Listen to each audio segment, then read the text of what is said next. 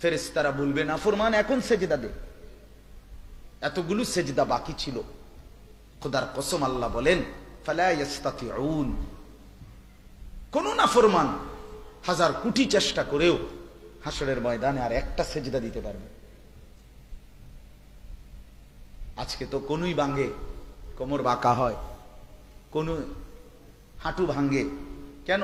সেজদার জন্য, রুকুর জন্য, খাওয়ানোর জন্য না ভাইয়া। খানা তো দাঁড় করাইয়াও খাওয়ানো যায়। গরু ছাগল তো উপর হয়ে এক অবস্থাতেই দুনিয়া ভোগ করে। কত জীব জন্তু এক একটা এক এক হালাতে আল্লাহর দুনিয়া জীবনটা ভোগ করতেছে না? তো আমরা আরো আল্লাহ তাআলা দাঁড় করায় রাখলেও খাওয়াইতে পারতেন, কিন্তু আল্লাহ তাআলা আমাদের এই যে কনুই ভাঙে, কোমর ভাঙে, হাঁটু ভাঙে, এ কেন? শুধুই সেজদার জন্য, নামাজের জন্য, রুকুর জন্য। কিন্তু সেদিন হাসরের ময়দানে আর কনুইও বাঁকা হবে না, কোমরও বাঁকা হবে না, হাঁটুও বাঁকা হবে না। ফালা ইস্তাতিউন, একবারও সেজদা দিতে পারবে না। খাশিয়াতান আবসারুহুম, রব্বুল আলামিন বলে নাফরমান লজ্জায় শরমে চোখ নামিয়ে রাখবে, আর চোখ তুলেও তাকাবে না।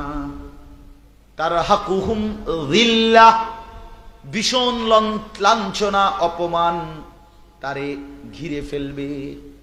লজ্জায় শরমে অপমানে বেইজ্জতিতে আর এক সেকেন্ডের জন্য হাসরের ময়দানে চোখ তুলে তাকাইতে পারবে না।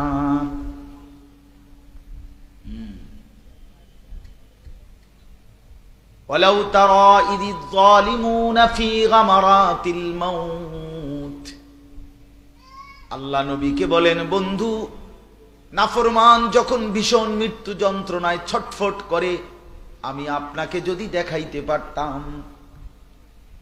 মন তো চায় বন্ধু আপনারে দেখাই, আপনি দেখেন জালেম মৃত্যুর যন্ত্রণায় কেমন ছটফট করে। আল্লাহর ফেরেশতা বলে আখরিজু আনফুসাকুম,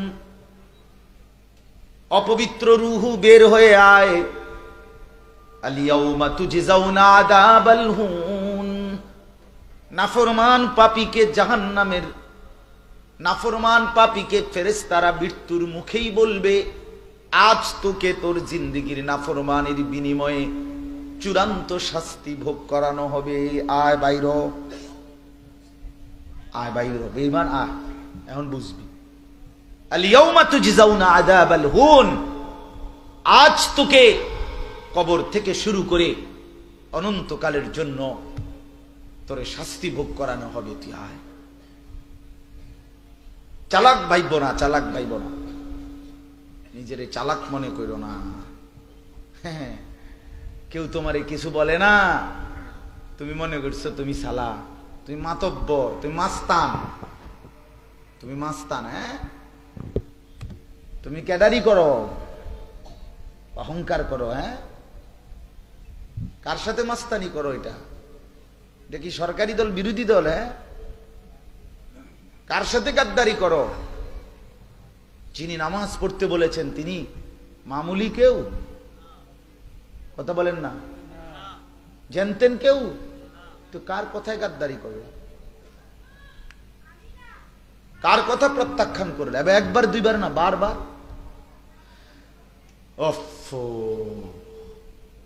এত বিবেকহীন হওয়া ভাইয়া, শক্ত কথা বললাম, রাগ করো না, কিন্তু মুসলমানের বাচ্চা এত বড় বিবেকহীন হয় না ভাই। যে পবিত্র মায়ের ঘরে জন্ম নিছ, মা তোমারে 2টা বছর দুধ পান করাইছে, কি পরিমাণ আদর করে বড় করছে, তুমি এইভাবে আল্লাহকে ভুলে গেলা। এক ওয়াক্ত নামাজ পড়তেও মন চায় না। আস্তাগফিরুল্লাহ।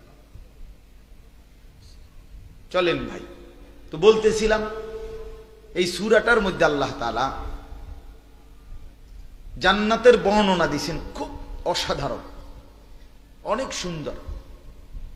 এই চমৎকার বয়ান পুরো কোরআনের মধ্যেই জান্নাত এবং জাহান্নামের বয়ান আছে, বর্ণনা আছে, কিন্তু এই সূরার মধ্যে লম্বা বর্ণনা আছে জান্নাতের। তো রাসূলুল্লাহ